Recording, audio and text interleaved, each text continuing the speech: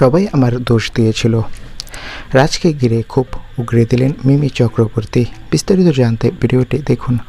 টলিউডে আবারও ফিরে এলো পুরনো বিতর্ক রাজ চক্রবর্তী মিমি চক্রবর্তীকে ঘিরে।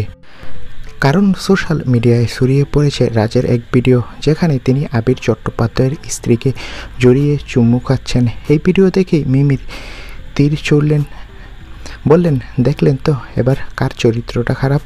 তখন তো সবাই আমায় দায়ী করেছিল।